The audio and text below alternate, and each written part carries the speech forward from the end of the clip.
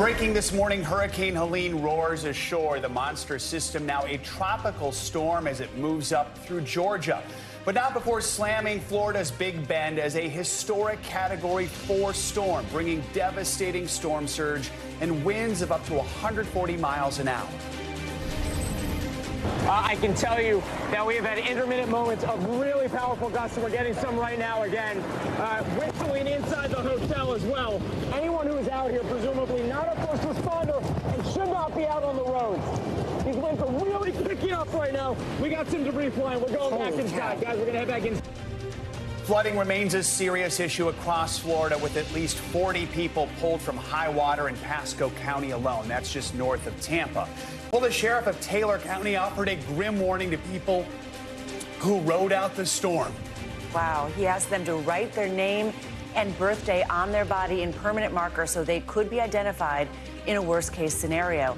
This is video from Steinhatchee in Taylor County, where you can see the water reaching the roofs of some homes. So far, the devastating impact has led to at least 3 deaths. And this morning, nearly 2 million people in Florida and Georgia are without power after ferocious winds knocked down power lines. Good morning. Good to have you with us on this busy Friday. I'm Joe Fryer. And I'm Christine Romans. And we have a team coverage of this historic storm. And in just a few minutes, we're going to get the latest track from meteorologist Angie Lassman and talk to the police chief of hard-hit Perry, Florida.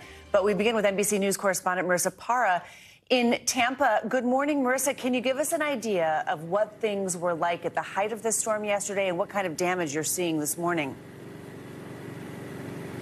Hey guys, so I can tell you right now that it is going to take some time. When the sun comes up, I think we're going to learn that this is a whole lot worse than we can tell right now. And a lot of what we're learning, by the way, of course, is through social media videos,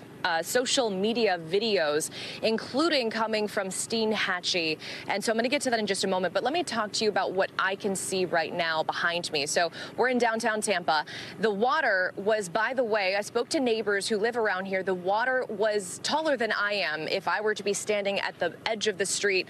What you can see is the water hasn't fully receded. You can see the reflection of the stop sign over there. But I want to take you to video of what we're getting overnight. We are seeing water rescues happening as we speak, and this is across the region. We know that this is happening in places like Pinellas County, that is a peninsula. We know that many people have had fires. We know that fire and rescue has responded to homes on fire. That is because they did not turn off their electric or gas lines before their homes flooded. This is something that authorities were asking people to do.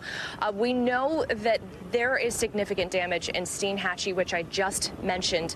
Some of these really small towns that are not really equipped for this. This is now the 3rd hurricane and obviously the most significant hurricane to hit in 13 months, guys. And of course, we're going to hear more from our meteorologists on that. But Steinhatchee, we know, took significant damage. I just spoke to the mayor of Horseshoe Beach. And of course, like I said, we do not know the full scope of the damage, but he said that so far, from what he can tell, it is catastrophic. And so it is sobering right now to hear that before the sun has even come up. And of course, we're still waiting to find out the full scope of it as Helene continues to work its way up through the states here. We know that there are water rescues happening in Georgia. We know there are fatalities, at least 4 confirmed. There was a sign that fell on a car here in Tampa. There were a tree that fell on a firefighter's car in Georgia. 2 other fatalities as a result of a tornado. And unfortunately, I'm told from several different authorities, they do believe that there will be more. But I will point something out. Among those rescues, there's an incredible image just off the coast of Sanibel Island. I want to take you to what we saw, a selfie of a man and his dog. His sailboat had sunk just 25 miles off of Sanibel Island. You see that image in the background behind him. That is the U.S. Coast Guard chopper coming in to rescue him. So, guys, in terms of what we're learning, I will say that so many of the people that I spoke to yesterday who said that they were not evacuating, they told me when I followed up with them last night, many of them were surprised to find homes with water at levels they never expected. There was one woman who told me that she wasn't able to evacuate her mobile home. I followed up with her last night, and she sent me a video of the water starting to creep into her home, and I'm waiting to hear back from her. But I think there's going to be a lot of stories of exactly that. People who had a lot more damage than they were expecting, guys. All right, Marissa Power, thank you so much. Joining us now for more is Police Chief Jamie Cruz. He is the Chief of Police at the Perry Police Department. That's in the heart of Florida's Big Bend, where Helene came ashore overnight. Chief, good to have you with us. What's the situation like in Perry this morning? What reports are you getting? Right now, you know, the sun is starting to rise. We're starting to get the first glimpse of what we actually have laying on the ground and what we're going to be dealing with. We've got helpers everywhere now doing a first push through to try to see what we need to do to clear these roads to get assets and resources in here that we desperately need to serve our communities. Still a very dangerous situation. You know, Perry located in Taylor County, and the Taylor County Sheriff's Office issued that grim warning to residents asking the people who did not evacuate to write their name on their bodies so they could be identified. It's been more than 6 hours since the storm hit. Are you able to respond to emergency calls at this point? Yeah, wind speeds have dropped enough that we are responding. We have been responding this morning. We have got some initial roadways cleared so we can get through to serve and respond to any emergencies that come up. The only regret I have at this moment is we weren't aggressive enough in the notifications to tell people to evacuate the areas that were prone to flooding. I just hope that when we finally discover what we're dealing with, that we don't have a big loss of life. Do you have any idea how high the waters have gotten so far? Initial reports that I got this morning were at least 15 foot in some of the coastal areas. That's well outside of the service area or jurisdiction that I serve. But we do assist the Sheriff's Office here daily in operations. I'm sure that we'll be down there helping with that just as soon as we can safely get into those areas. I mean, 15 feet of water, what do you fear is going to be the impact of that? Oh, widespread, damage and destruction. This is a low shelf area along the coast. There's almost 70 miles of coastline in this county alone. There's a lot of smaller communities that don't have a lot of resources that will be checking on the residents.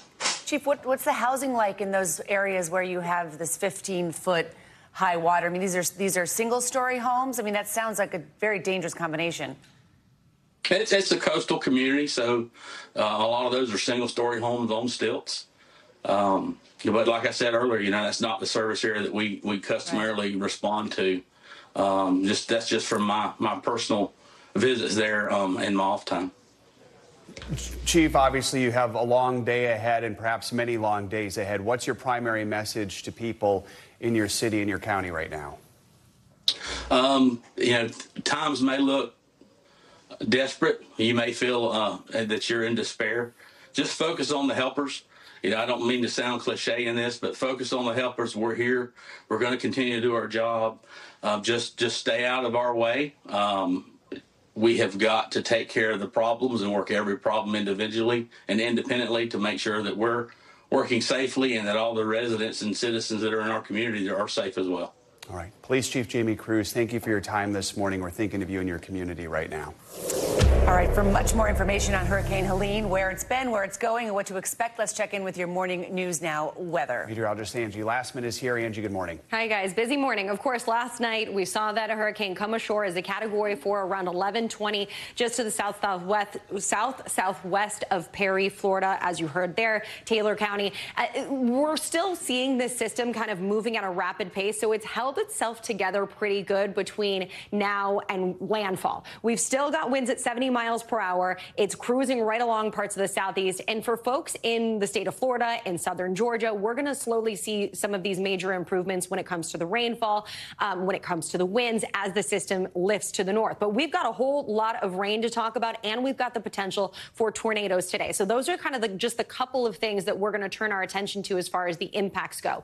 When you look at those tornado watches, they're They're centered across parts of just a sliver of Georgia into South Carolina and parts of southern North Carolina as well. Those are going to go through at least 8 o'clock this morning. We've already seen some of those kind of ramping up as the morning has gone on with the tornado warnings.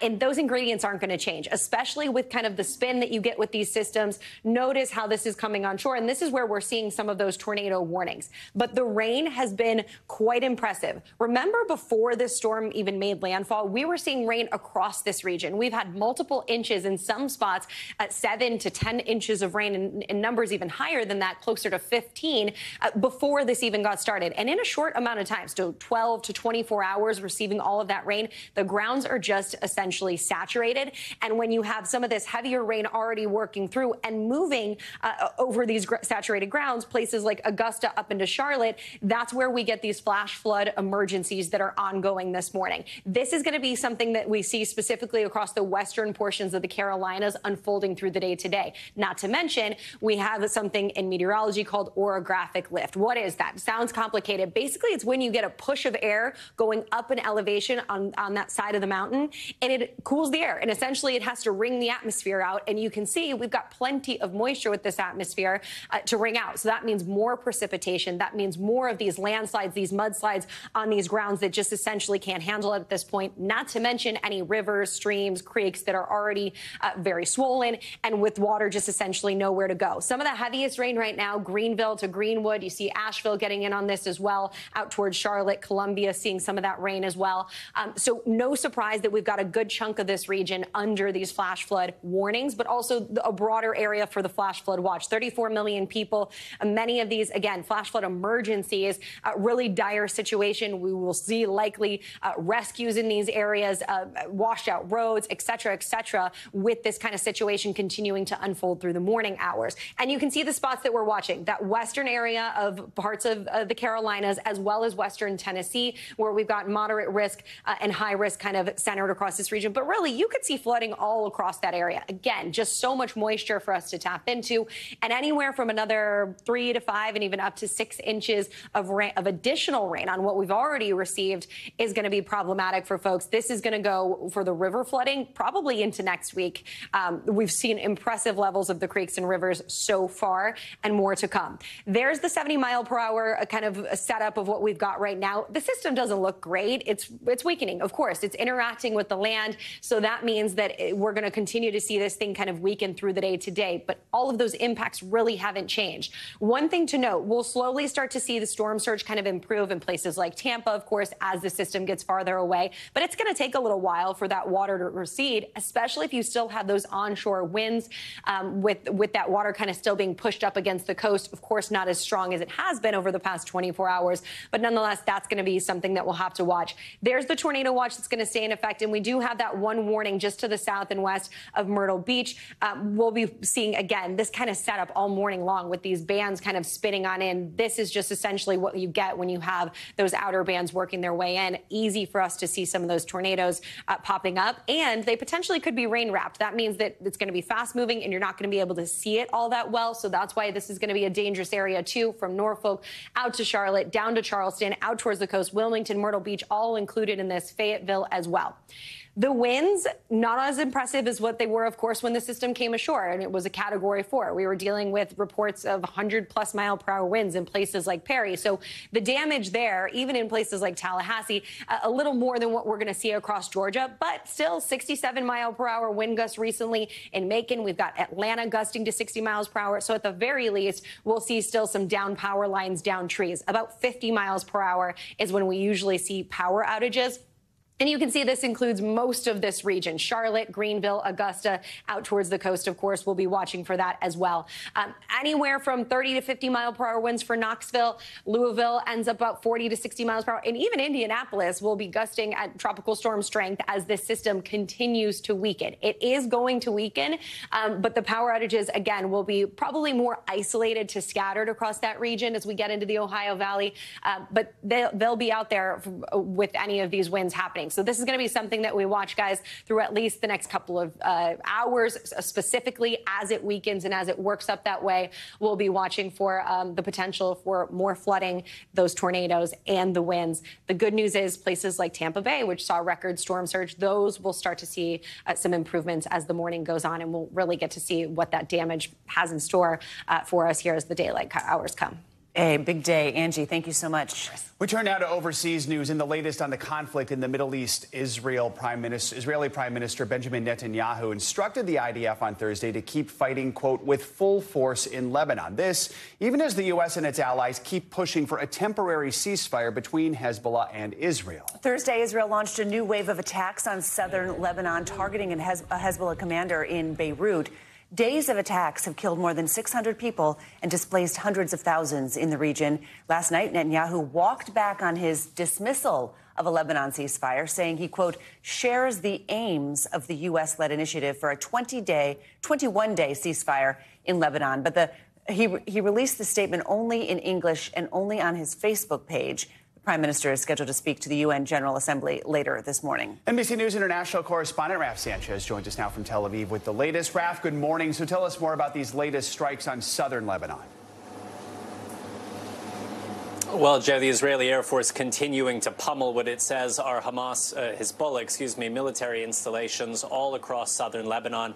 Many of these strikes happened in the early hours of this morning. Families were sleeping. Southern Lebanon, there's no sirens to go off. There's no warning. There's very little in the way of bomb shelters. And Lebanese authorities are saying a number of women and children are among those who were killed in the early hours of today. Now, last night, Israel struck in the southern suburbs of Beirut. They say they took out yet another senior Hezbollah commander, this time the head of Hezbollah's drone unit, the latest senior official to be killed in these Israeli assassinations in the southern suburbs of Dahya. And guys, we were up in the northern Israeli city of Haifa earlier today. The sirens started going off as Hezbollah fired several dozen rockets into the area. There were no casualties reported, but Israel striking back pretty hard. At this point, we are not seeing any sign that Israeli ground forces are getting ready to cross the border, but we know that that threat is hanging in the air. Guys. What can we expect from Prime Minister Netanyahu's address to the UN General Assembly later today? Well, Christine, I think we're going to hear similar language to what we've been hearing over the last week or so. Netanyahu will say that it was Hezbollah that started this conflict on October 8th by firing into northern Israel, that Israel, like any other country, has the right to defend itself, and that Israel is acting to restore conditions of safety so that its tens of thousands of displaced civilians can return to their homes.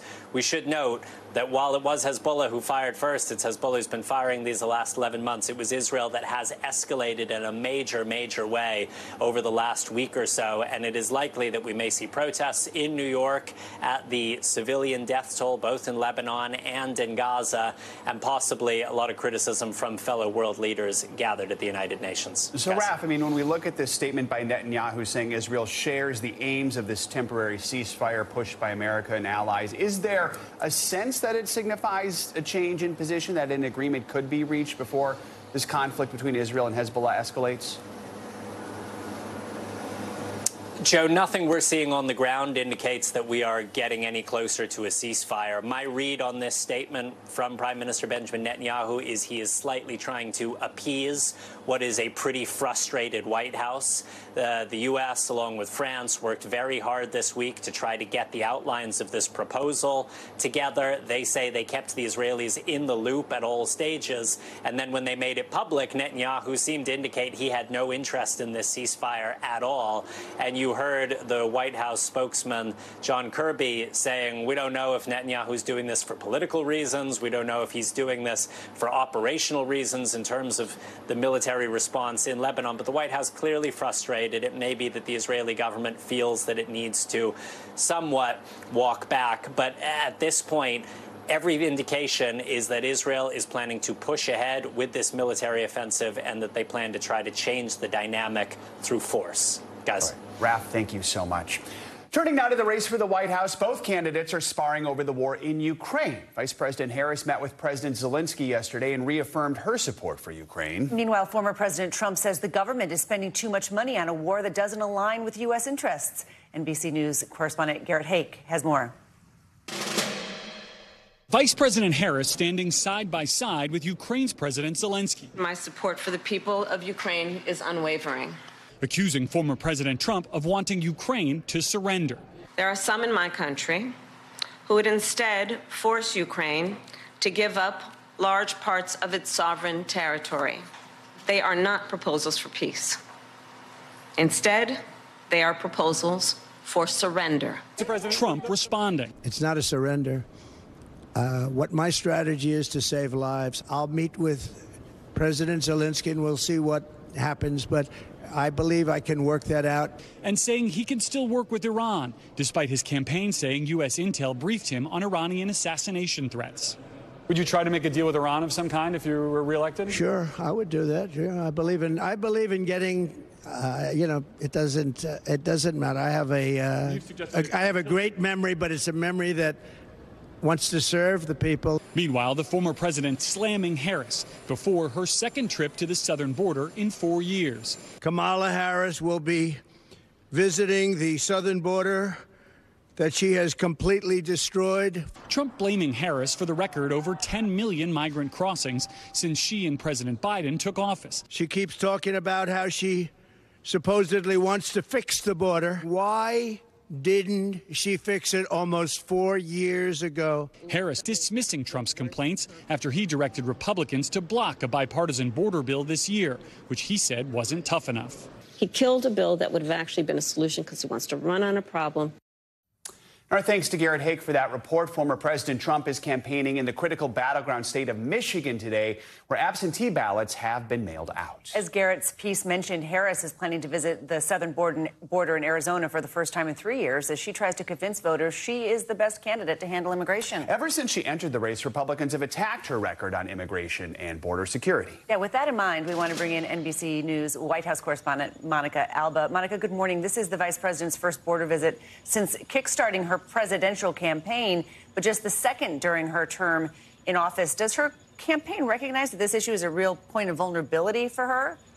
Yeah, and this is certainly a political vulnerability that has been a challenge for Vice President Harris throughout her years in office, ever since President Biden asked her to try to address the root causes of migration. This has been a definite political vulnerability. And you mentioned that border visit back in 2021. After that, she spent time trying to travel and engage with leaders from the Northern Triangle countries and other aspects to try to address this from the perspective of the Western Hemisphere. But there was always this pressure and questions about when she would return to the border and how she would talk about that and navigate it. So today, she is expected to go down there and really focus on what role Donald Trump played in tanking that bipartisan border bill that they had tried to get across the finish line. Expect her to be talking about that in great detail when she does visit Douglas, Arizona, a couple of hours from now, saying that that's something that if she's elected president, she wants to bring back. But of course, the reality check on that is that it would require enough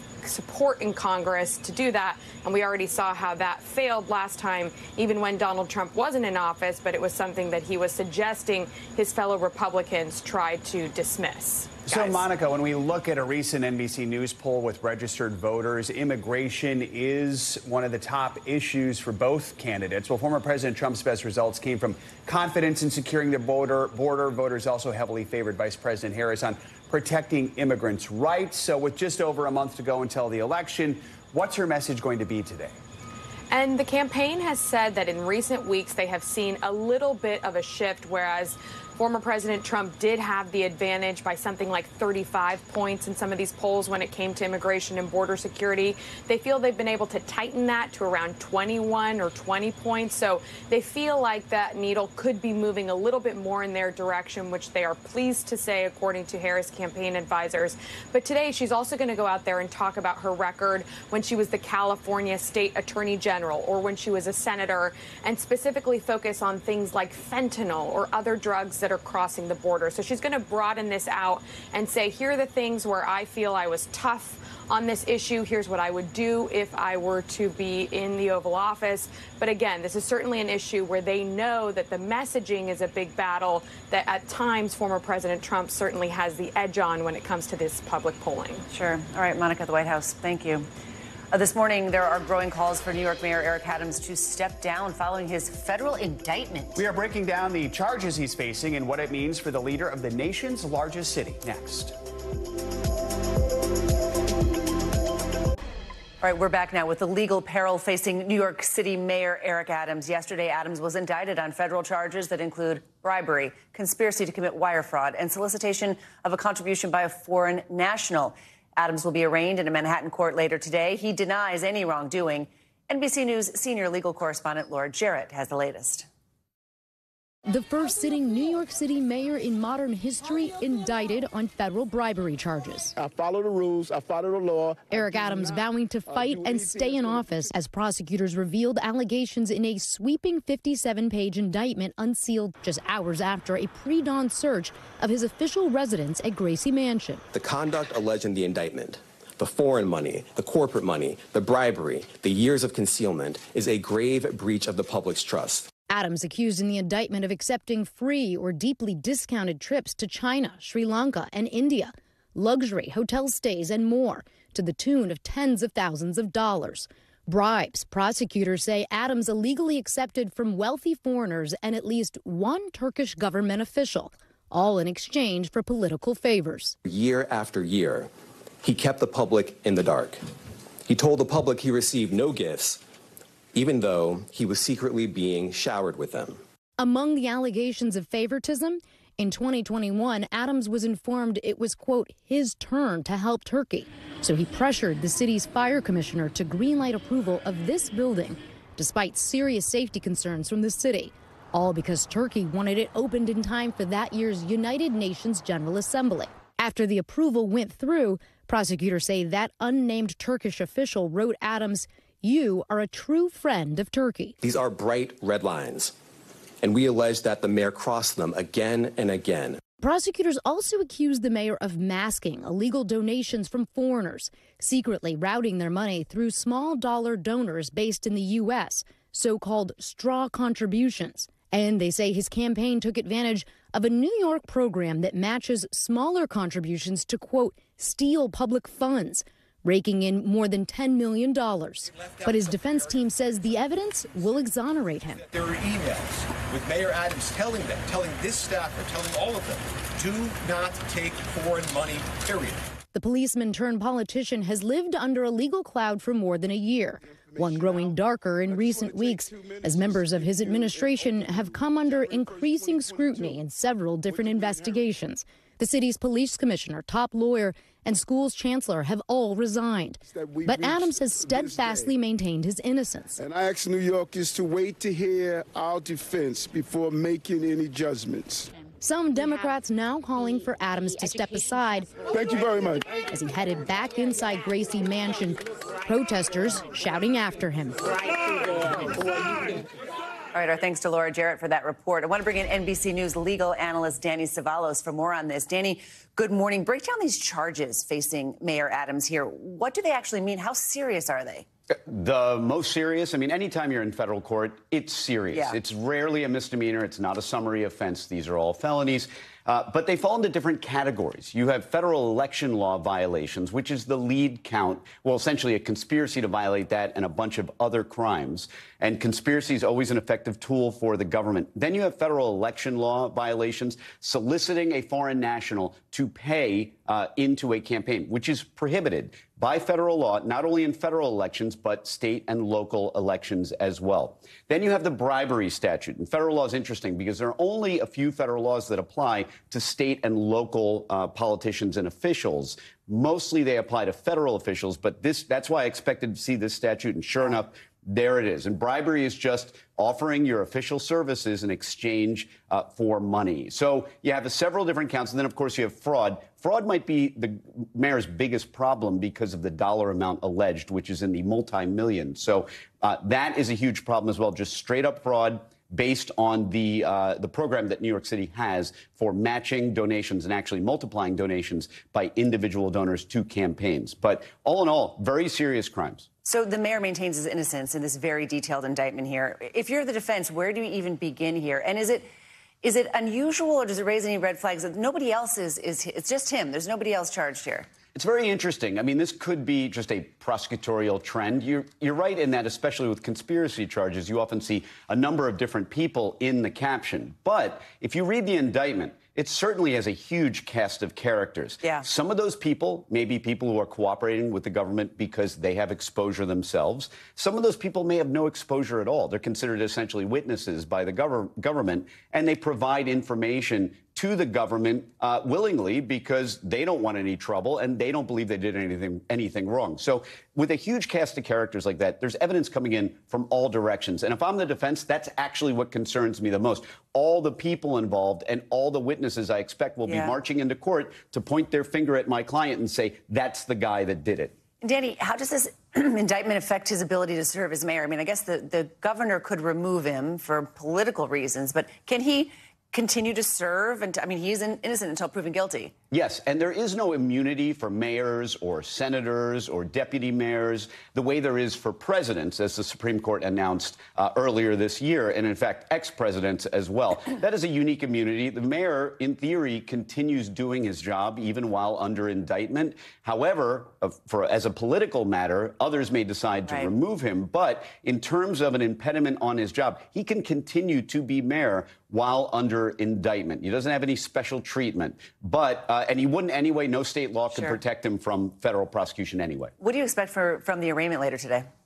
What do we see? Arraignments are really not that exciting in terms of events. There are no mandatory minimums. This case doesn't involve guns or drugs, so you can expect that under the Bail Reform Act, he will remain out pending trial. I really don't even expect the government would make too strong an argument to even set an exorbitantly high bail. But they might. Who knows? I don't think he's going to be in a detention center awaiting trial. He'll be out, and trial will move relatively quickly because we are in federal court. All right. Danny Savalos, nice to see you. Thank you so much. All right, turning now to international news. South Korea is taking aim at illegal deep fakes.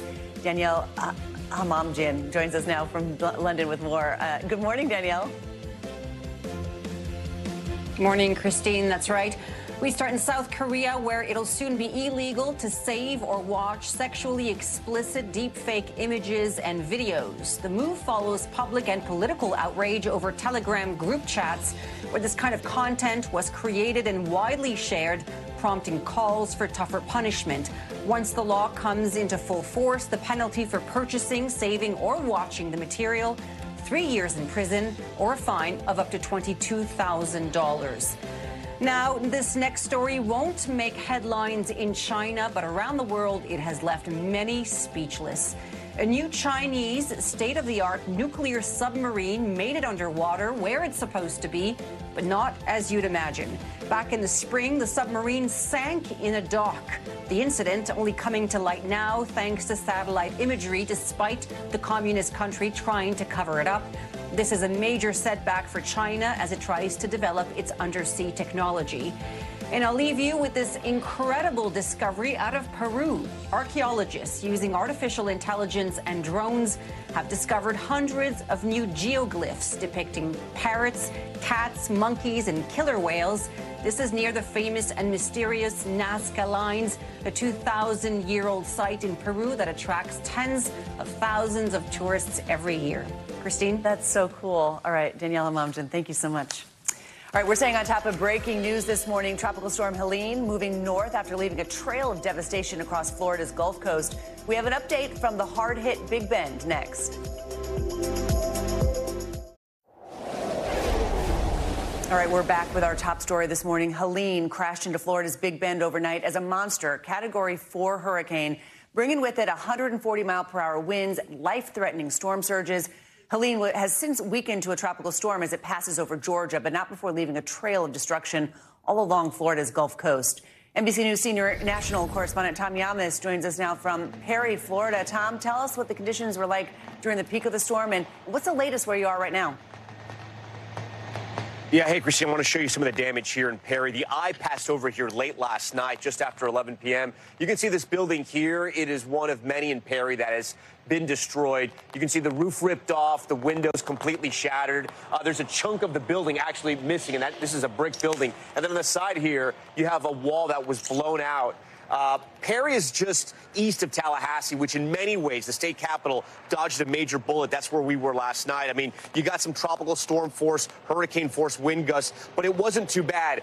The extent of the damage, though, we are still trying to figure that out right now because the sun has just risen here over Perry and over the Big Bend, where the hurricane came through again just after 11 p.m. making landfall. The other big story is further south of us in the Tampa area where they had rescues. Pasco County telling us they've had more than 200 water rescues down there. They were also dealing with a fire as well. So there's an ongoing situation there as Hurricane Helene, even though it's downgraded, it's now pushing through to Georgia and into the Carolinas. Tom, put into context the historic nature of Helene. Just how significant is it on the people living in that part of Florida, and how are authorities and first responders coping with that? Look, it's a good question, right? Because we've been talking about this monster hurricane for a couple days now, how dangerous it was. If there's any good news, and again, we're still trying to get a lay of the land. We haven't seen aerials just yet. We don't know the extent of damage. But from what we've seen in Tallahassee, driving here to Perry, for a hurricane of this magnitude, it is incredible that there is not more damage. And part of the reason is that this hurricane came through an area that wasn't a population center, right? It comes in through the Big Bend area. You have a coastline there. You have kind of swampy area. It pushes on through. It hits some small towns and cities like Perry, and then it moves up the state. So, again, still unclear what's happened so far. It is incredible to me that a hurricane of this size and this magnitude, we haven't seen sort of the utter catastrophe we would expect from it. But again, that might be the good news, or it might be we just haven't seen those areas yet. The rescue crews haven't gotten out there. But I do want to stress there is still, an ongoing serious operation in the Tampa Bay area, Clearwater, where that storm surge came in, a historic storm surge, destroying homes, and again, hundreds of rescues. We also have more than 1 million people without power throughout the state of Florida. Wow. You've covered so many of these types of storms before. What really stands out to you about this one?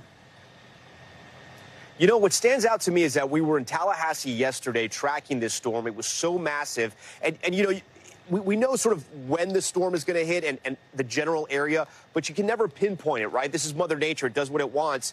And it's incredible that when it's kind of thread the needle between Perry, which is to the east of Tallahassee, and Tallahassee, luckily coming right through there. And we were in Tallahassee at the peak of this storm, and it was surprising to me that the wind force wasn't stronger in Tallahassee. But again, that's a good thing. Sometimes these storms surprise you. Sometimes they're not as strong. Sometimes they move in a way that is better, for the towns and the cities. And other times they're direct hits, and there are a lot of deaths, and there's a lot of catastrophe and destruction. We don't know if that's the case just yet because it's still so early. But from what we've seen, it doesn't look to be leading that way. But again, things can change at any moment. All right, Tom, thanks so much. Stay safe. I know as the sun comes up, there's going to be a lot more reporting this morning. Thank you. For more on the impact being felt on the ground in Florida, we're joined now by the mayor of Tallahassee, John Daly. Mayor, thank you so much for taking the time for us this morning. Before this hurricane made landfall, you said it would be the largest and most intense hurricane in your city's history. Can you give us an update on the impact it's had on Tallahassee from what you've seen so far? It had the potential to be the largest if it hit us directly head on. Ironically, it jogged to the east, as previous storms have as well, and landfall was 57 miles away.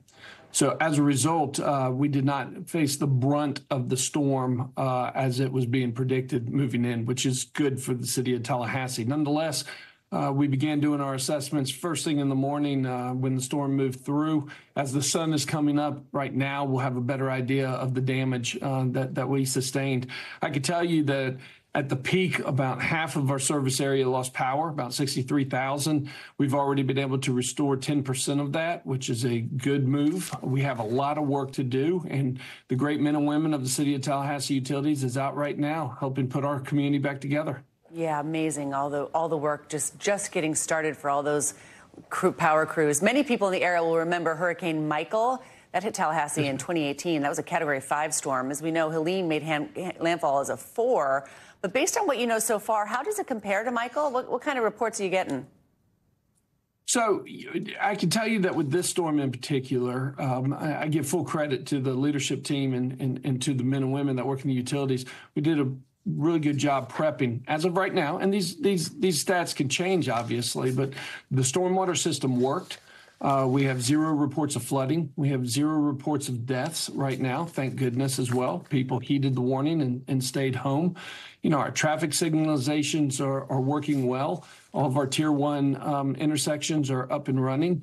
But I still need everybody to please stay home, because we do have over 50 roads that were blocked by trees, and we've got to untangle the power lines and clean up the roads before it's safe for everybody to get out there.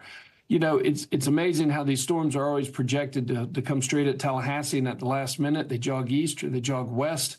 That's great for our community, but you know, our thoughts are with our neighbors in this particular storm to the east of us that took the brunt of it. Now that the worst of Helene is past, there's still thousands and thousands of customers without power in Tallahassee. What are you hearing from the power company? So we run the power company here in Tallahassee, and as you know, we tripled our workforce prior to the storm. We brought in mutual aid agreements from all across the United States, and those incredible men and women that are complementing our team are currently in the field right now restoring power. We had a total of 9 major transmission lines that were impacted, 46 circuits, 6 substations, but they're out there working really hard to get the power restored. Again, at peak, we had about 63,000 customers without power. That's about half of our service area. That number is already down to about 52,000. Now, granted, as we're restoring power, I know that the numbers will fluctuate, and we still might have some reports of power outages that we're not aware of in smaller pockets. But they're working really hard, and they started first thing this morning. You know, our airport field operations resumed at 6 o'clock this morning, and at 8 o'clock we're opening up the terminal. Oh, good. Opening up in just a few minutes. You've said that Tallahassee would be prepared to face this after a state of emergency was called by both the Florida governor and the Biden administration.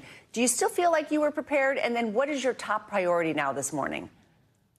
I do think that we were prepared. You know, again, you never know what Mother Nature's going to bring. And if you get directly hit by Category 4, no matter how prepared you are, you're going to suffer significant damages.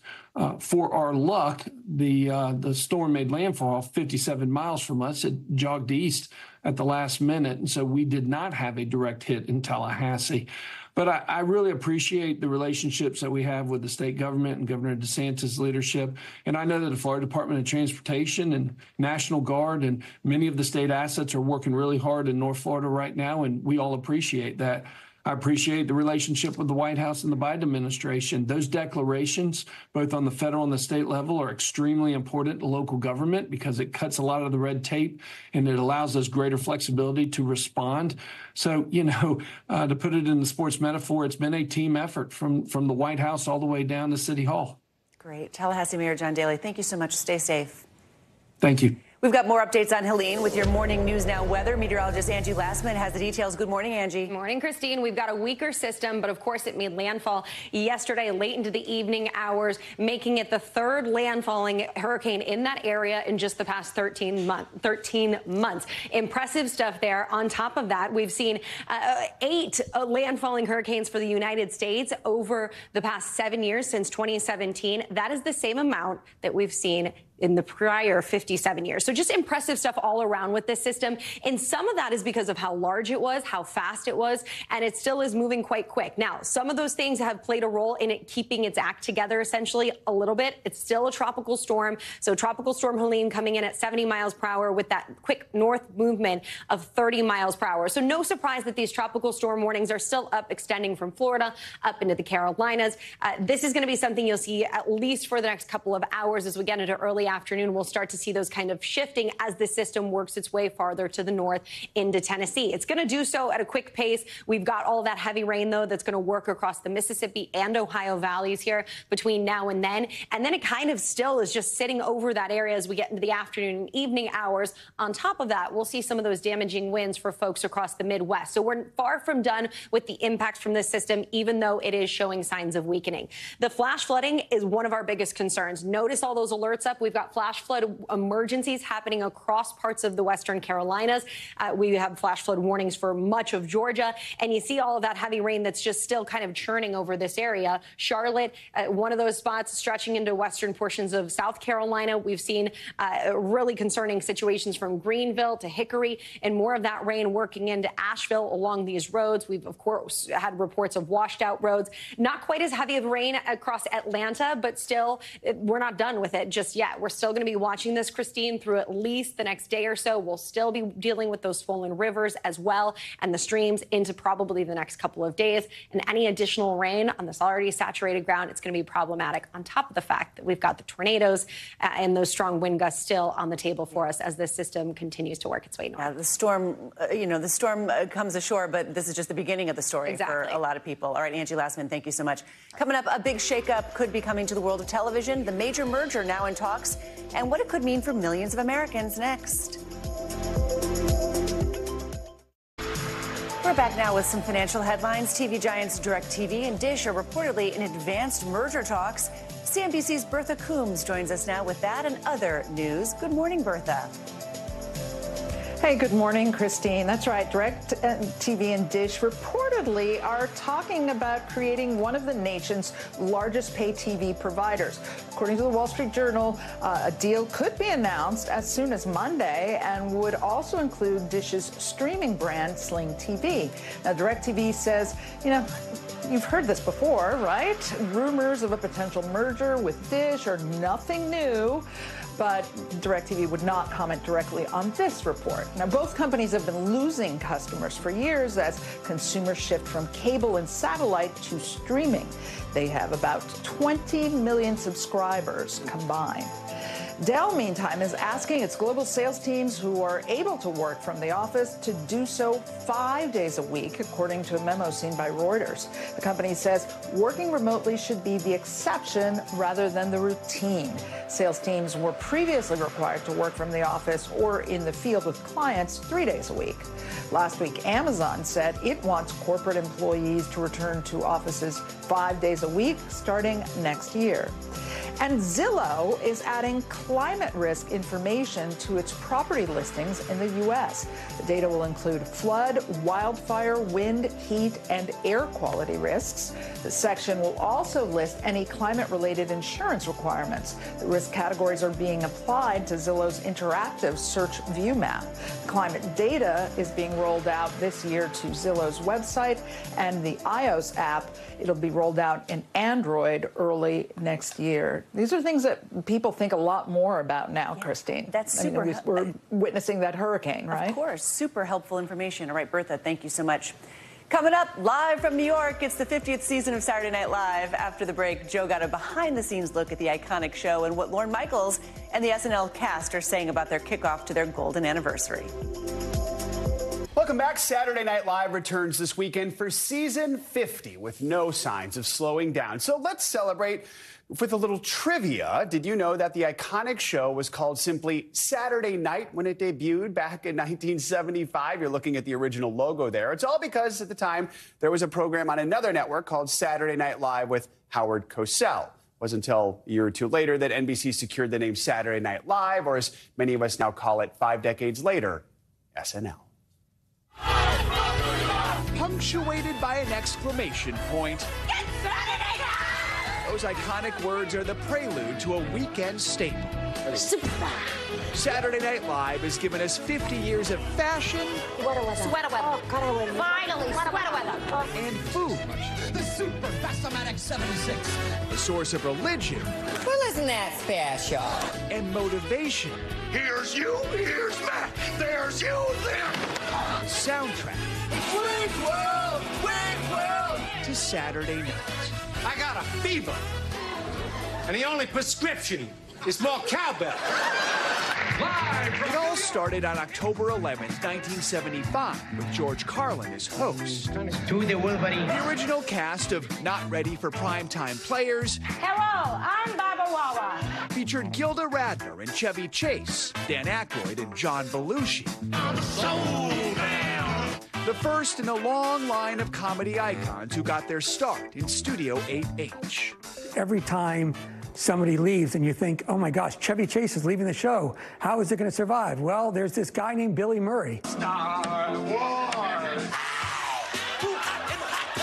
The man who created it half a century ago is still at the helm, Lorne Michaels. He spoke with Willie in 2020 about retirement. My plan is to be here for the 50th. And by that point, I really deserve to wander off. But this year, Michaels told The Hollywood Reporter, as long as I can keep doing it, I'll keep doing it. There's no immediate plan. Can we make this a little bit more about me? What is planned? Jean Smart will host this weekend. I think it's going to be a 21-week party. And cast member Ega Lodum is returning for her 7th season. Welcome to the Dionne Warwick Talk Show. To be a part of SNL in the premiere of season 50, what does that mean to you? Sometimes I don't realize my life is my life or like fully believe that my life is my life. I'm going to meet more of my comedy heroes. When there was no... The show has spanned 9 presidencies in its 50-year term. No problem. From Ford to Clinton. I will do this, I will do this, I will do them both together. W. Bush. Strategically. To Biden. I'm not out of breath. I'm just excited. Finding the humor in our politics. I can see Russia from my house. Even finding humor when laughter seemed lost after 9/11. Can we be funny? Why start now? And no one is safe. Not Savannah. You're not just someone's crazy uncle. Not Hoda. I went to journalism school. Yeah, I did. No, you didn't. Not Al. Hey, who's hungry? Did somebody say hungry? World Wars! Come and get it! The real one. 50 years of laughs. Live and living on. Party on, Wade. Well, party on, Kurt. Okay. All right. Joining Jean Smart for the season premiere this weekend, musical guest Jelly Roll, a first for both. Maya Rudolph is expected to return this season to play Vice President Kamala Harris, and a prime time special celebrating 50 years of SNL is slated to air in February. We just hit the top of the iceberg there with all the fun clips. I love the 21-week party that's about to come. I know. That's going to do it for this hour of Morning News now. The news continues right now. Top of the hour developing right now on Morning News Now. We're tracking Helene as it barrels across the southeast this morning, hammering folks from Florida to Tennessee. Now as a weakening tropical storm. More than 2 million people are waking up without power in several states. Strong winds and heavy rain stoking fears of storm surges that could prove to be life-threatening.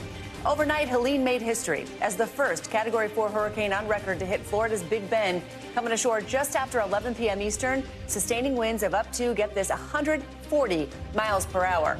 Our Jesse Kirsch was in the middle of it all last night at MSNBC's The 11th Hour. Take a look.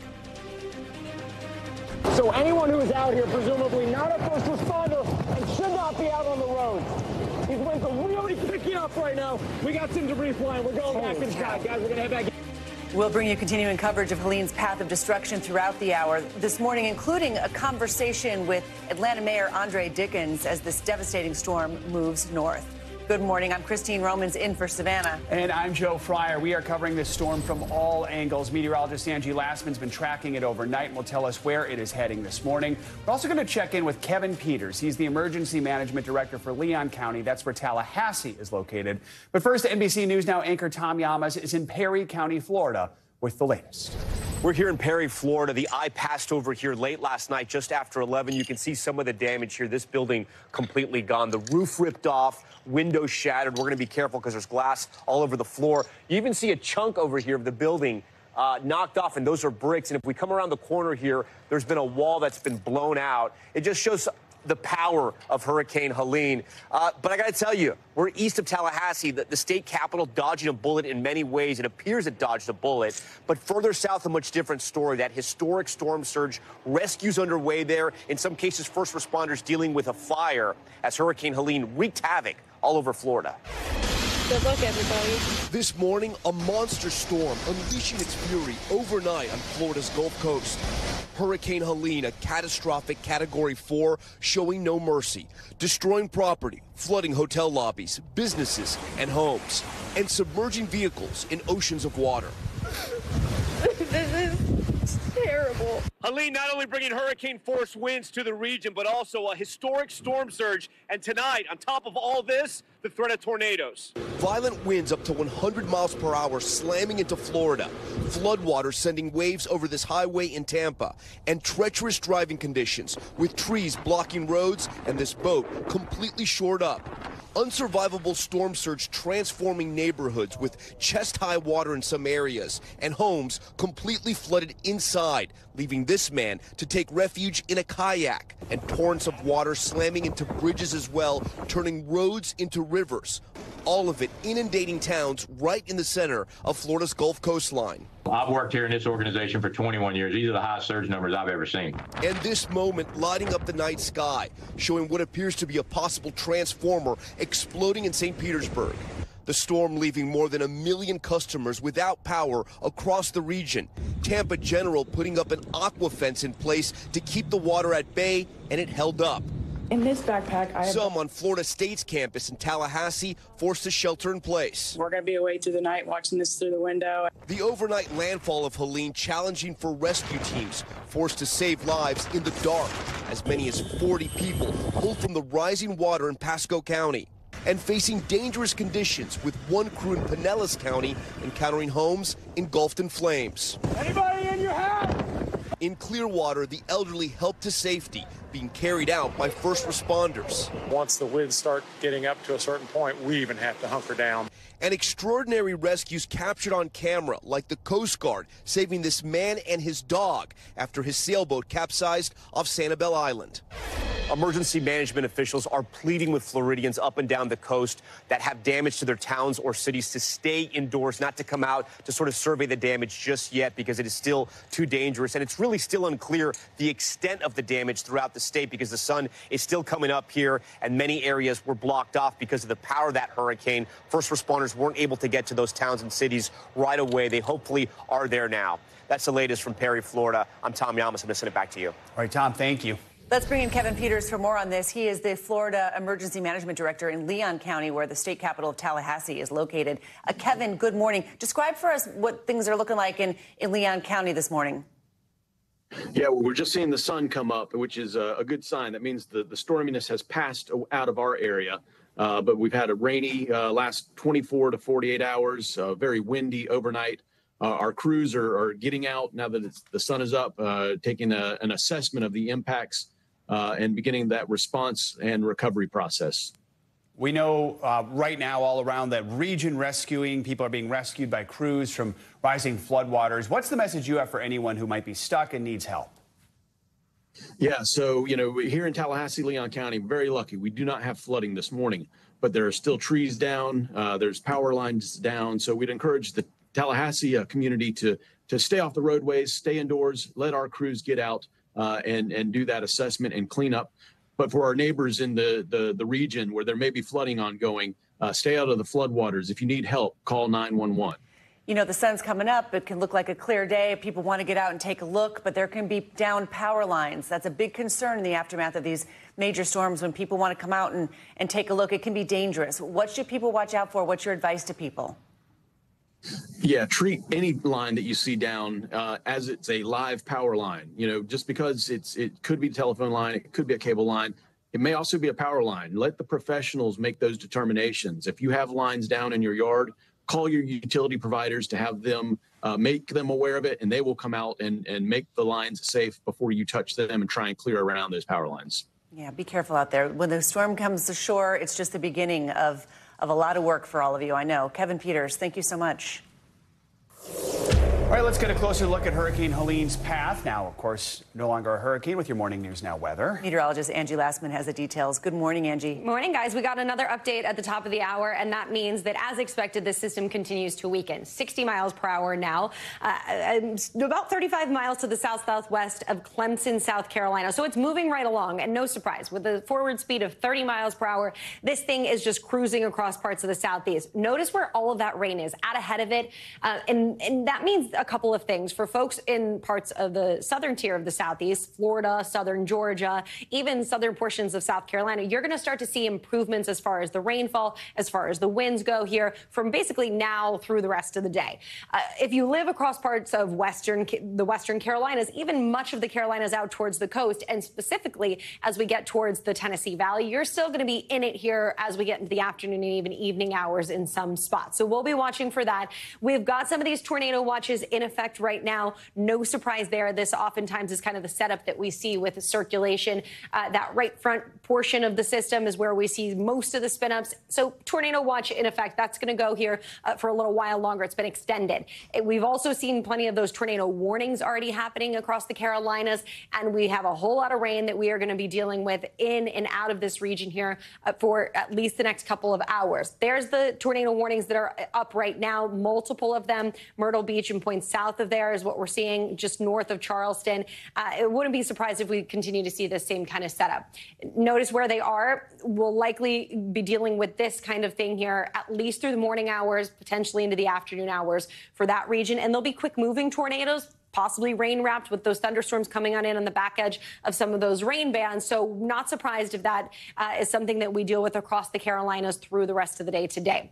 On top of that, I mentioned the rainfall. This is what's really concerning, actually, as we head through essentially the rest of your Friday. We've got 33 million people under flood alerts. But notice where you see that brighter red. Those are flash flood warnings. And on top of that, there's some spots that are dealing with flash flood emergencies. That means that the situation is really unfolding in a bad way. We've got plenty of rain that has already fallen on these areas, specifically the Atlanta metro area is one spot, and the western portions of North Carolina and South Carolina, also really saturated grounds. We saw plenty of moisture working ahead of this system before it even made landfall. And now we're talking double-digit rainfall amounts and more to come, as you saw on that radar across this area. Here's some of the spots that we're dealing with the heavy rain. One thing to note, look how far this rain extends. We've got St. Louis, we've got parts of Ohio, Indiana, dealing with some of this rain across Nashville. Now, that's not the heaviest of it, but it is impactful, and it's definitely going to impact people's morning commutes in places like this. But most of the heavy rain is across the Carolinas, right across parts of the Appalachians. We've got some of those higher elevations. That's playing a role in this. When you have that strong wind moving up the side of a mountain, that creates more precipitation as that air condenses and the atmosphere essentially wrings out. So on top of all of that moisture that we've got already in the ground, we've got more coming. And again, Charlotte to points west, Knoxville seeing some dry time right now, but that's likely not going to last as more of this works out along I-85, along I-40, Greenville to Hickory, Asheville. You've been in and out of the flash flood emergencies this morning as well. And we don't expect that to change. There will be a little bit of improvement for Atlanta. You'll start to see that rain winding down, but between now and the next couple of hours, it's going to be a slow go as far as the roads are concerned, for sure, with the flash flooding concern remaining. Here's the area that we're really watching for. Again, I sound like a broken record. Western portions of the Carolinas is where we have that high risk, but we've got a moderate risk extending across this entire region. And oh, by the way, even once the rain is out of the picture, we still have the potential to see rivers remain swollen, creeks, streams. All of that will likely take days, maybe a week or so to kind of go down, especially if we're talking about a river at major flood stage. The rainfall amounts, 3 to 5 inches in some of these spots, but remember, double-digit rainfall amounts have already fallen in some of those spots. We've seen 10, 11 inches of rain in many of these locations in a very short amount of time. So again, that's the kind of story with water in these systems, is it just has nowhere to go. The wind speeds, those are a lot more improved than they were earlier today, especially if you were up into the overnight hours and you saw what was happening in parts of Florida. We're still, though, dealing with tropical storm force winds. Atlanta, 60-mile-per-hour gusts, 66 57-mile-per-hour gusts in Macon. We're going to be watching for 57-mile-per-hour wind gusts in Savannah. This is going to leave us dealing probably with a little bit more of those power outages we've seen incredible amounts along the path, but even extending out from that, Augusta, Charleston, Savannah, over 50 miles per hour means we'll likely see some power outages. And you can see how far those extend, the downed trees as well with that. This will be something that we see extending up into the Midwest, although places like Indianapolis, Lexington, more isolated to scattered, I think. It'll be parts of Georgia and South Carolina that we could see some of those power outages lasting maybe days, guys, weeks. We know what it takes to kind of get this back up and running, and that'll be something that we'll have to watch for here through at least the next couple of days. And in case you were wondering, it's very busy out there in the Atlantic. Hurricane season is far from over. We will, of course, deal with what's left over of Helene and then move on from there. Nothing that we're holding on to too specifically at this point, but a good reminder that if this one didn't impact you, another one could, because we are not done with hurricane season yet. Not by a long shot. Angie Lassman, thank you so much. Let's turn now to the race for the White House, with both candidates preparing for high-stakes moments today. Vice President Harris is set to visit the U.S. southern border today for the first time as the Democratic nominee. Her last trip to the border was now more than 3 years ago. This all comes as former President Trump says he plans to meet with the president of Ukraine, Volodymyr Zelensky, today right here in New York City. NBC News senior White House correspondent Gabe Gutierrez joins us now near the southern border in Arizona, where the VP is set to visit. Gabe, good morning. Hey there, Joe. Good morning. Until recently, many Democrats didn't like talking about the border, but that changed earlier this year when House Republicans, at the urging of Donald Trump, tanked that bipartisan border funding deal. Now the vice president is trying to flip the script by talking tough on immigration. This morning, Vice President Kamala Harris is preparing to visit the U.S. southern border for the first time in more than 3 years. We do have a broken immigration system, and it needs to be fixed. Here in battleground Arizona, according to a senior campaign official, Harris will call for tougher border security measures, including more Border Patrol agents and new fentanyl detection machines. It's a remarkable attempt at rebranding the vice president of an administration that has seen a record 10 million illegal border crossings since President Biden took office. Though crossings have dropped dramatically in recent months, a new NBC News poll finds that 54% of registered voters believe former President Trump would better handle securing the border and controlling immigration, compared to 33% who said the same about Harris. Still, 57% thought Harris would be better at treating immigrants humanely, compared to Trump's 29%. Harris is also slamming Trump for urging House Republicans to block a bipartisan border bill earlier this year, which he said wasn't tough enough. He killed a bill that would have actually been a solution because he wants to run on a problem. She keeps talking about how she supposedly wants to fix the border. Why didn't she do it 4 years ago? Today, Trump is meeting with Ukrainian President Volodymyr Zelensky at Trump Tower in New York City after a week of trading barbs. Zelensky telling The New Yorker Trump doesn't really know how to stop the war, even if he might think he knows how. We continue to give billions of dollars to a man who refuses to make a deal. It comes after Harris met with Zelensky in Washington, accusing Trump of wanting Ukraine to surrender to Russia. These proposals are the same of those of Putin. They are proposals for surrender. It's not a surrender. What my strategy is to save lives. Meanwhile, two sources are telling NBC News that the Justice Department today is expected to announce criminal charges related to what the U.S. has called an Iranian hack of the Trump campaign. And both candidates are expected in key battleground states today, Trump in Michigan, Harris here in Arizona, Joe. All right, Gabe, thank you so much. Returning now to some news here in New York, Israeli Prime Minister Benjamin Netanyahu set to speak at the United Nations General Assembly later this morning. His speech comes amid growing tensions in the Middle East as Israel continues to attack Hezbollah, militants in southern Lebanon. Netanyahu has vowed to keep fighting, quote, with full force, despite calls from the U.S. and its allies for a temporary ceasefire. Hundreds of thousands of people have been displaced. More than 600 people have been killed in southern Lebanon since fighting started earlier this week. On Thursday, thousands of protesters took to the streets of Manhattan to protest Israel's recent strikes on Lebanon. More protests are expected today as the prime minister prepares to make that speech. NBC's chief international correspondent Keir Simmons joins us now for more on this. Good morning, Keir. Start by telling us what we can expect from Prime Minister Netanyahu's speech today. What is it he's hoping to achieve in this visit?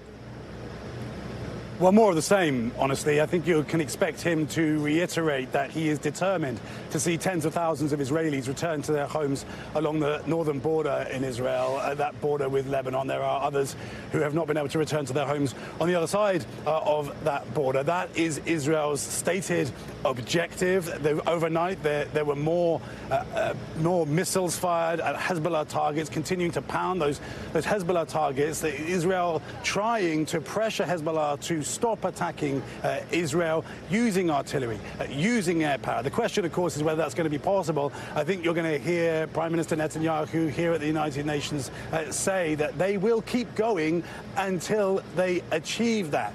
Likely, you won't hear him talk about a ground invasion, although that is another aspect that people are talking about. And then, the president of the Palestinian Authority, Mahmoud Abbas, yesterday speaking at the United Nations, got a standing ovation. So the question will be, how is Prime Minister Netanyahu received when he's here? Look, there will be many Americans who will think what goes on here at the United Nations really is not that important, certainly when it comes to the U.S., but I think it is a litmus test for international opinion. So, Keir, I mean, the White House was upset when Netanyahu initially distanced himself from that ceasefire proposal Thursday morning. Right. His office later said in a statement the U.S. call for a ceasefire was coordinated with Israel. Tell us more about this back and forth right now between the White House and Israel. Yeah, it's a stop-start. Again, right? I mean, you said it out right there, Joe. Effectively, we got the impression from the Biden administration that Israel was signed up for this 21-day ceasefire. And then very quickly, Prime Minister Netanyahu says openly, we're not going to stop. Now, what is happening is Israeli officials now are saying that they will continue the conversation with the U.S., that they are happy with the U.S. determination to try to get a halt to the fighting and to try to get those Israelis returned to their homes. I guess in a way the difference is over exactly how it is done. The Israelis saying, why are we going to pause for 3 weeks when at the end of those 3 weeks we still aren't going to be able to, we're still not going to get to the point that we want to reach. Again, the criticism of Israel is whether what they're doing now is going to achieve that either. So frankly, demonstrations and differences with the Biden administration here in New York is going to be a day of more fireworks here, I think. At last year's General Assembly, Netanyahu triumphantly hailed a new peace he would bring to the Middle East, right? Yeah. A year later, those sentiments could not seem further from the truth. How likely is it that the U.S. and its allies are going to be able to reach an agreement to work toward peace before the conflict in Lebanon escalates? Yeah, look, I mean, it feels like a lifetime ago, doesn't it? Yeah. I don't think you can underestimate, and we're told this again and again by Israelis, and it shows up in the opinion polls. I don't think you can underestimate how much October 7th changed the sentiment in Israel, changed the sense that they were determined to do something to try to remove the threat. Again, the question continues to be, is what Israel is doing actually going to remove the threat? But putting that aside, that is what Israelis very largely want. Even if support for Benjamin Netanyahu is not as strong in Israel, support for that is very strong indeed. And that is where I think we're going to see this continue until there is a resolution that the Israelis feel is a long-term resolution. One other thing from this week before I let you go, guys, what we did see this week was the new president of Iran come here, even amongst everything that's happening there, and try to talk about negotiations. That is extraordinary that happened. And one of the questions will be whether the Iranians at some point might put pressure on Hezbollah to stop this, and in order to get to that kind of a ceasefire the Biden administration is talking about. Oh, interesting. All right, Keir, thank you so much. Much more to come on this hour of Morning News Now, including continuing coverage of Tropical Storm Helene as it slams several states from Georgia to the Carolinas this morning. But first, fresh concerns over Russia's nuclear capabilities after President Putin laid out a new warning over Western weapons in Ukraine. We're going to explain next. Welcome back. Pope Francis is in Belgium as part of a visit in which he's expected to meet with victims of clerical sexual abuse. Earlier this morning, the Pope met with Belgium's Prime Minister and the King. Both Belgian leaders did not shy away from the scandals, publicly criticizing the Catholic Church in unusually candid and forceful comments. NBC News international correspondent Claudio Lavanga has the latest. After his brief visit to Luxembourg on Thursday, on Friday, Pope Francis started his 3-day visit here in Belgium, and he immediately touched upon two of the scandals that pushed many faithful away from the Catholic Church here and turned Belgium into one of the most secular countries in Europe. Now, in his first speech in the presence of the Prime Minister and the King of Belgium, the Pope called child abuse by the clergy tragic, shameful, a humiliation and a scourge, and said the Church should be ashamed and ask for forgiveness. He also said that the Catholic Church is addressing the problem firmly and decisively, and yet many around here don't agree. Belgium's Prime Minister has blasted Pope Francis in his speech for the Catholic Church's horrific legacy of clerical sexual abuse, as he called it, and cover-ups, and demanded concrete steps to come clean with the past. The extent of child abuse within the Catholic Church here in Belgium has been known since 2010, when the former Bishop of Bruges, Roger van Geleuven, admitted to several acts of child abuse, including against his own nephews. And yet, the Vatican only defrocked him in March this year, 14 years later. Since then, hundreds of people have come forward reporting abuse by the clergy in this country, and at least 15 of them will meet the Pope later on Friday in a private audience, one of the most moving moments of this trip. The Pope said he was saddened to learn about the practice of forced adoptions also that took place here in Belgium between the 1950s and the 1970s, when nuns who used to take underage girls and pregnant unmarried women gave up thousands of their children for adoption, often without the mother's consent. All right, Claudio, thank you. More international news now. Russian President Vladimir Putin has redrawn what he calls a nuclear red line with the West. NBC's Danielle Hamamdjian joins us from London with that and some other world news. Danielle, good morning. Good morning to you guys. Vladimir Putin threatening the West is, of course, nothing new.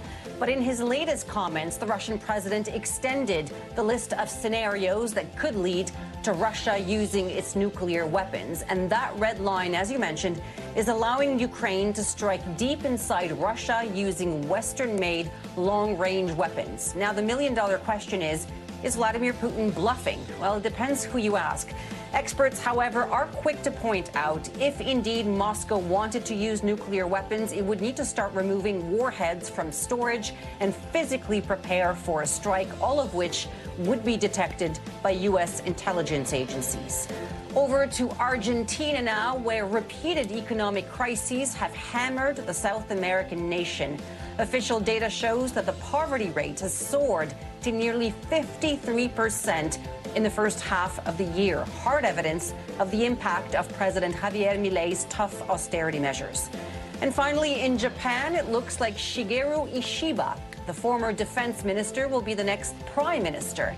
He's just won his 5th bid to become the leader of the ruling party. He's now expected to be approved as the leader of the country in a parliamentary vote next week. Guys, back to you. All right, Danielle, thank you so much. Coming up, we're on the ground in Atlanta as Helene tears through Georgia this morning. After the break, how first responders there are weathering the storm and where it's headed next. Stay with us. We'll be right back.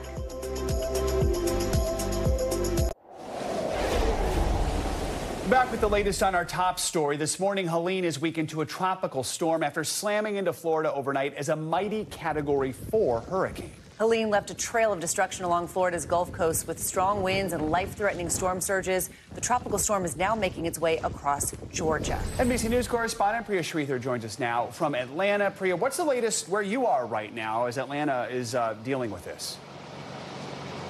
Hey guys, yeah, we're about to get the brunt of this. We were expecting Hurricane Helene to hit us the hardest in the daybreak hours. The sun is starting to rise here, and that's exactly what we're starting to see. The wind picking up, the rain picking up, but overnight we had a lot of problems as well. You showed that video right there of a woman and her dog being rescued on a swiftwater rescue. Dozens of people had that experience overnight in Atlanta's Buckhead neighborhood. There were also reports of fire crews going door to door, telling people to evacuate their homes because of the rising water. As the daylight is coming up, a lot of people are waking up to their basements of their homes being submerged in water. We're also hearing reports of cars being in standing water in low-lying areas and especially in residential neighborhoods that are close to creeks.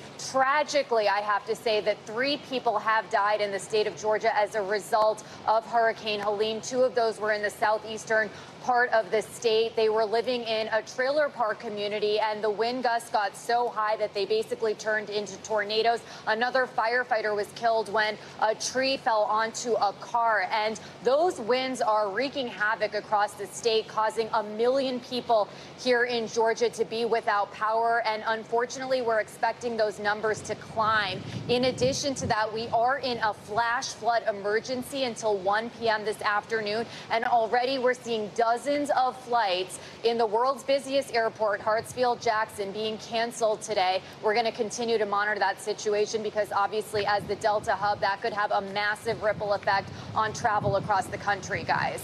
How are the authorities and first responders dealing with the situation over there? How challenging has that been, those swift rider rescues? That's right, Christine. Well, the mayor of Atlanta has stood up a joint emergency operations center basically as a way to have a combined place for all the different local, county, and state agencies to be in one place, to be able to monitor the areas that are the most susceptible to flooding and be able to respond accordingly. In addition to that, Governor Kemp has, of course, issued a state of emergency here in Georgia, and he warned everyone that every single county across the state is going to be impacted by those tropical storm effects from Helene. He also mobilized 500 Georgia guardsmen to help with debris cleanup and the transportation potentially of logistics. There's also shelters that have been opened up across the state. My colleague Priscilla Thompson was in the southern part of Georgia, and she was in a shelter last night that had more than 100 people show up, many families with young children and also senior citizens. And there are those swiftwater rescue teams that are poised across the state, ready to respond to anyone who potentially gets stranded in these storm conditions. I mean, yeah, Priya, you've got a major metropolitan area, like 6 million people. Yeah. Is everyone just staying at home and hunkering down today? Yeah, Joe, I mean, that's essentially what's happening here. So the mayor of Atlanta kind of cautioned everyone to really take this seriously. And as you may know, we actually were dealing with 2 back-to-back storm systems. It's basically been raining in Atlanta since Wednesday. So we were already dealing with power outages and pockets of flash flooding due to that previous storm system. So having these 2 storm systems come back-to-back really has caused people to basically take this pretty seriously. Unlike our friends to the south in Florida who had mandatory evacuation orders in certain parts of that state, here in Atlanta, they're not doing that, but they are closing down public schools, Atlanta public schools, Fulton County and DeKalb County. They're also basically closing down most businesses here in Atlanta, including city and county businesses, and only they're asking essential employees to go to work today. Basically, they want everyone to stay off the streets to not create more emergency situations that the first responders have to respond to. All right. Priya, thank you so much. Appreciate it. All right, for more on Helene's impact is Jerome White. He is the city manager of Madison, Florida. Jerome, good morning. You know, the National Weather Service has said that Helene is the strongest storm on record to make landfall in that Big Bend region. Can you give us an update on how things are in Madison this morning, sir? Yes, most certainly can. Good morning, and thank you for having me. Little daylight here, so I'm out riding around. I've been putting some miles on the streets, looking in the communities to see how things are. And what I'm seeing right now, we got a lot of downed trees, got some power lines down, but some storefronts have been damaged. But the good news is nobody's gotten hurt as of now. I don't have that report. We've got 3 contractors which we contract with. They're cleaning up the city, making the roadways safe for passage is our first objective. I've talked to my superintendents from the gas department, also from the water wastewater department.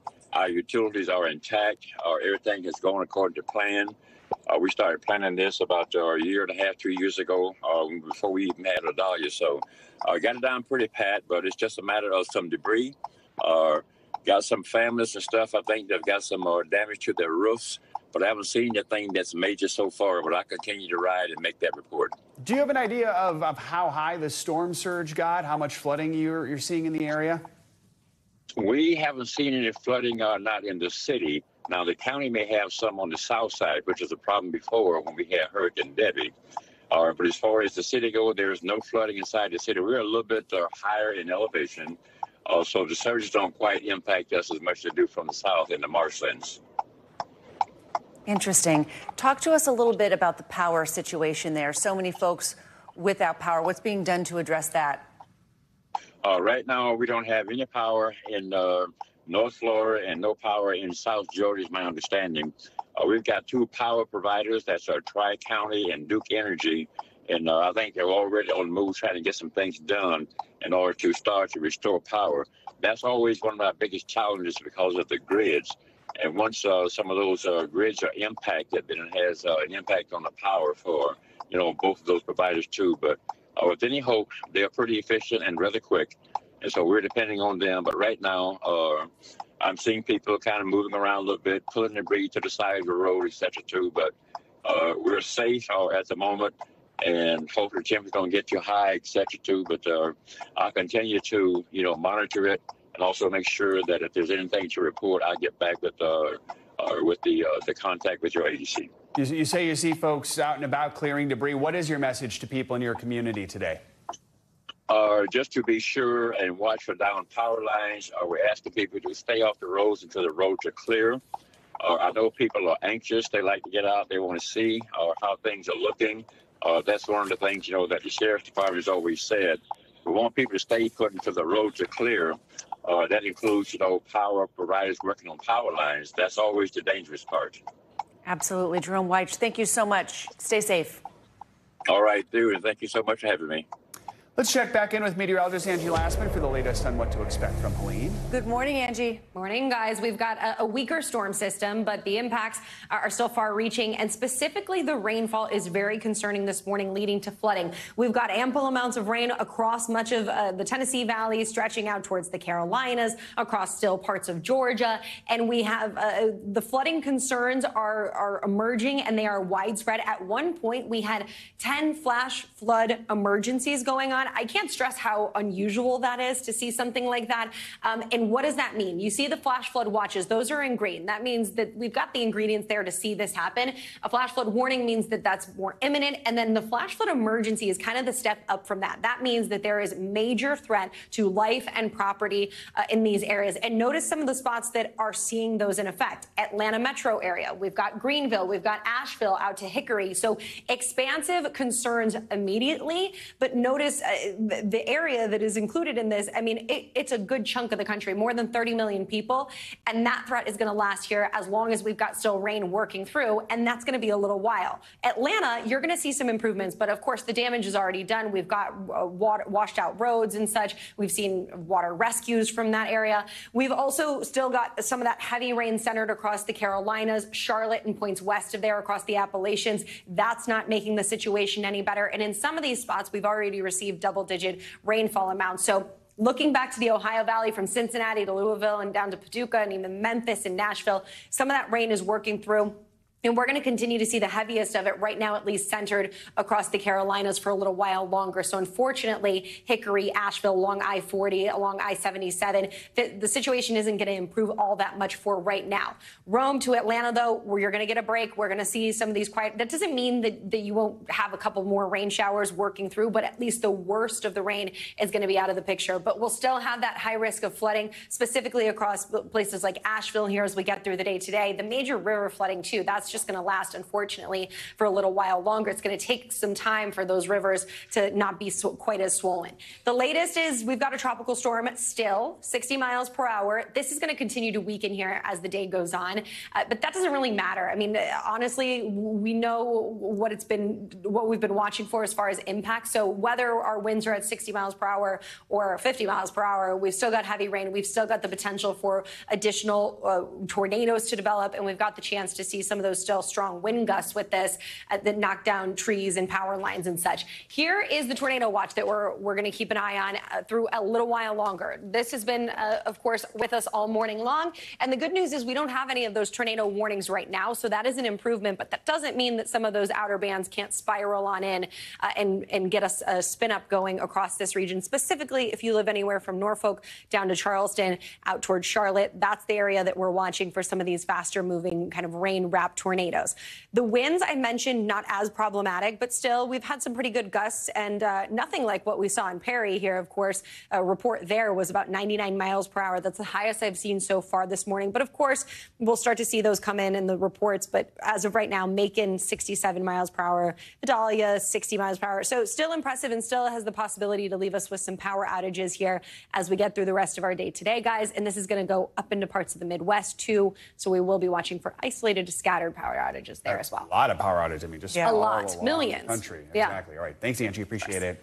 Okay, we're continuing to track Helene as it barrels across the southeast this morning. After the break, we're going to talk to Atlanta Mayor Andre Dickens on how the city is responding to this massive storm and what the 6 million people living in the Atlanta metro area should know. That's coming up next. Stay with us. We're back now with the latest on Tropical Storm Helene. It made landfall overnight as a Category 4 hurricane along Florida's Big Bend region, bringing with it 140-mile-an-hour winds. Helene is now weakened and is moving across Georgia, bringing strong winds and heavy rain in what the National Hurricane Center is calling life-threatening conditions. Joining us now for more on this is Atlanta Mayor Andre Dickens. Andre, the Mayor, thank you so much. Good morning. Thank you for being here. This tropical storm now moving across Georgia. How are things looking in Atlanta this morning? Yeah, we had a busy night last night. We've been under a flash flood warning and emergency that will last till 1 p.m. today.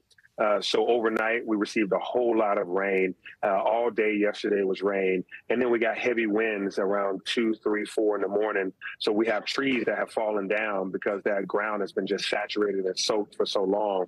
And then in our low-lying areas, because Atlanta is very hilly, we have a lot of hills, and at the bottom of those hills, it collects water. And that water is sometimes affecting these individuals that decide to drive. So we're telling everybody to stay at home. Don't get in your cars, because we've had to rescue people out of their cars, getting their pets, sometimes their families, because they've gotten trapped in their cars because, unfortunately, there's some flash flooding that's occurring and also some power lines that are down. We've got about 13,000 customers from Georgia Power that are without power right now because of trees down. This morning, a tree fell in my own yard as I was getting ready to come here. This is the Joint Operations Center where we manage all the operations of the city. But a tree had fallen maybe 10 minutes before I got going. As we had to divert around that tree, about a block away, another tree was down.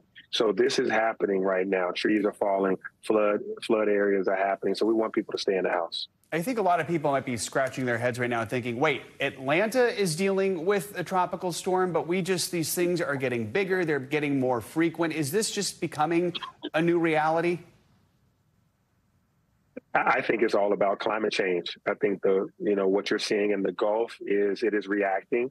It is warmer, and therefore these events are bigger and have more frequency to them. And they're definitely of a larger magnitude. This was one that we've never seen before, and it took a different route. So unfortunately, as a country, we're going to have to learn how to deal with these even better. Thankfully, we were very prepared. We started preparing 2 days ago. We started cleaning out storm drains in our areas that are prone to flood, and those areas are holding up right now.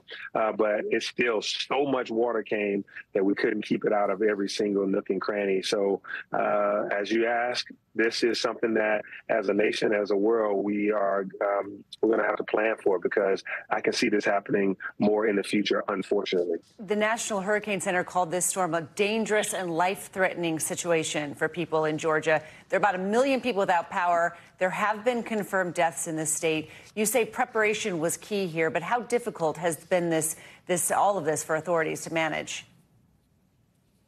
Yeah, this was a slow-moving hurricane through the Gulf, and it led to a lot of rain that went as far as you stated, North Carolina and beyond, Virginia. So it's just so much rain. If it was just a hurricane that would have blown through, you would have seen the wind damage. But what we're seeing now is the flood damage and the challenges with that.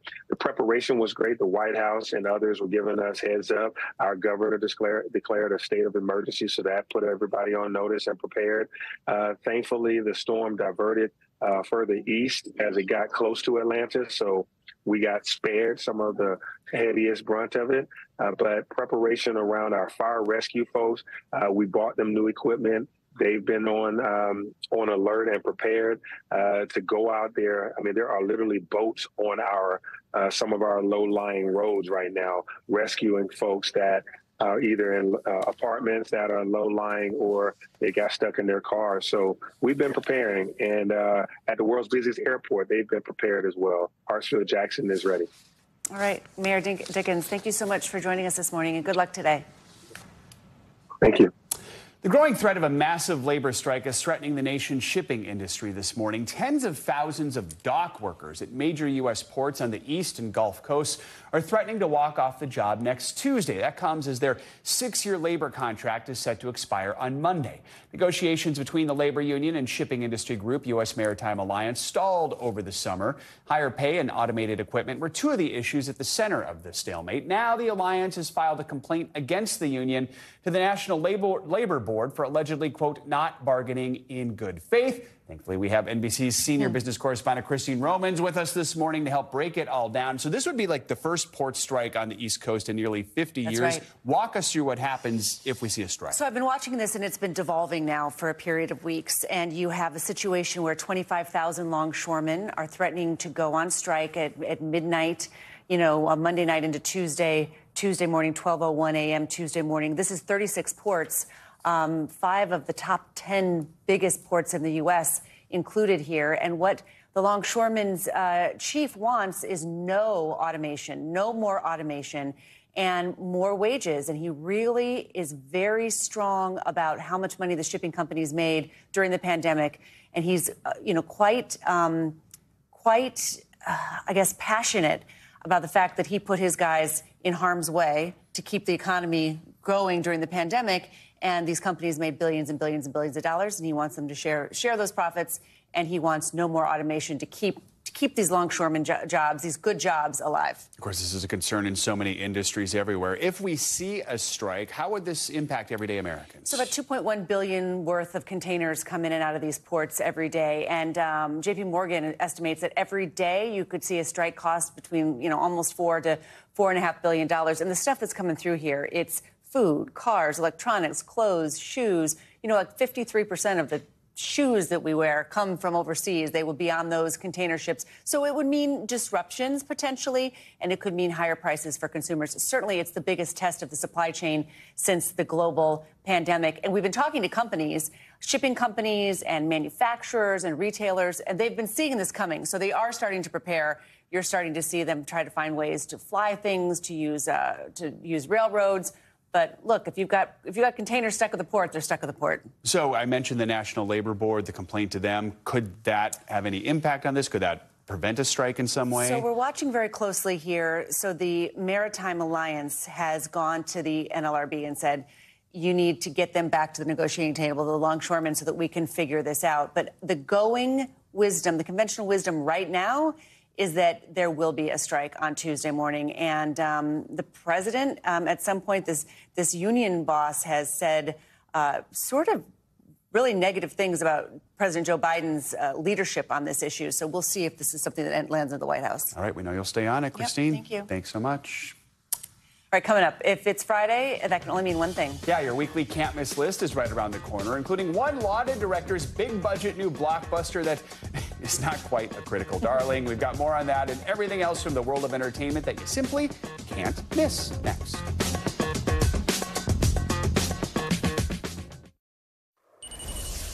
Finally this hour, breaking news, it's Friday, which means it's time for your weekly can't miss list. And from new films to new music, we have a lot to cover this week. Luckily, TV host and pop culture expert Andrew Freund is here to guide us through this week's list. Good morning, how are you? Good, let me be your guide, guys. I'm your guide. Guide me. Yes. So let's start off with Francis Ford Coppola's Megalopolis. All right, he spent millions of his own money on this film, and the reviews are mixed at best. Yes, I have seen Megalopolis, and it's looking like it's going to be Megaflopolis. See what I did there, Joe? See what I did there? Yeah. Francis Ford Coppola spent $120 million of his own money. Variety is forecasting it's going to be maybe open to $5 million. So he's not making it back, is what you're Not saying? really a financial return, and the film really centers around Adam Driver's character. Adam plays an architect looking to rebuild a city, which is kind of like a mix of Rome and New York in the future after a big disaster. Now, what I will say is I've had some moments of reflection about this. I thought it was a victim of Francis Ford Coppola's hubris, but it's also kind of the statement that the movie is making. So there's sci-fi, there's political intrigue. It's just hubris. You just think it's a So now I bad have to see story. it. I don't know. Megalopolis means you got to go see it to believe it. I love the reviews from critics who are like, it's horrible, but I liked it. I mean, It's there's weird. It's like sits with you a little bit. It's interesting, yeah. All right, let's move on. Let's go to another one that's visually stunning, The Wild Robot. Okay, now this film is a beautiful animated feature, which you will see come Oscar Day. It will be nominated. It's about a robot who's voiced by Lupita Nyong'o, who is transported to this island after a shipwreck, and the robot needs to take care of an orphaned gosling. Come on, guys. Oh, So it's a a Ryan little- Gosling or a... It could be a Ryan Gosling. It could be a Ryan Gosling, but it's just a baby goose Gosling. All right, let's talk about Empire Waste. This is a movie that explores really how teens have their body image, right? Yeah, this is a film really about body image, and it's about a girl that makes these dresses, but she's not confident to wear the dresses. And she meets this character, and the character's like, you make these beautiful dresses, we should all wear them. And it's a very positive film about body image, about bullying. Lovely, lovely movie. All right, one of my favorites I can't wait to watch is Will and Harper. It's Will Ferrell. It's a documentary traveling the country with a friend who has come out as trans, Yes. someone who they worked on SNL together. Yes, I've seen this film. It is absolutely beautiful. It is gut-wrenching, and it is a road trip movie, a documentary about Will Ferrell and his best friend who is trans, and they make different road stops. Will Ferrell asks lots of questions that people are wondering maybe about trans people, and Harper Steele, his friend, answers them all. So he's kind of an everyman asking the questions. Yes, a lot of everyone people who needs to watch wow, this film. Amazing. 100%. All right, so a podcaster and a rabbi walk into a bar. There is a really cool new series, like a rom-com. Yes, a great series on Netflix. Nobody wants this. Kristen Bell, Adam Brody. Adam Brody plays the hot rabbi. Now, I went to Sunday school for 10 years. There was no rabbis that looked like Adam Brody, let me tell you this. Just tell you this right now. Beautiful. I love this series. Super fun, well written. They've got great chemistry, yeah. Yes. All right, Joker, we're going to talk about that probably next week, but Lady Gaga, of course, is in the new Joker movie, and there's an album out now. Is that right? Yes, Lady Gaga has a new album coming out just for the song she wrote for the Joker. Also, Monday, there's going to be IMAX screenings of Joker if anyone wants to see a preview. And you have a new show. I have a new show, Joe. Yes. This is being called the most important television show of all time, and that's said by me. I have a new show which takes place in a Waymo. Do you guys know about Waymo? Yeah. Self-driving car. Yes, so basically it's a talk show that I created in the back of a Waymo, and I interview celebrities. I pick them up in the car. That's me picking up Dinah Jane from Fifth Harmony, and we just have conversations. Where are you in this car? We're in Los Angeles. That's Zed, the DJ. Oh, yeah. Wow. And we have conversations in the back of a self-driving car. Are you scared in the self-driving car? I'm still a little skeptical of the self-driving car. It's completely safe. It's, covers all of Los Angeles. Just because you're in L.A. Yes, it covers 79 square miles of L.A. It's also in San Francisco. It's also in Phoenix. So you should download the Waymo One app, you guys. Those are the guys from Emily in Paris. And I had the guys from Emily. Okay, they were super funny because they do not have Waymos in Paris. So they walked in the car and they're like, "What is this car? Like, how do we do this? What do we do this?" And I had them press the button, and you press the button, and the car starts to drive itself. Cool. So you get a lot of very interesting, fun reactions from people. French swear words, I'm sure. In that a lot of that. Nice to see you. Thank you so much. Looking forward to that. All right, that's going to do it for this hour of Morning News Now. The news continues right now. Thanks for watching. Stay updated about breaking news and top stories on the NBC News app or follow us on social media.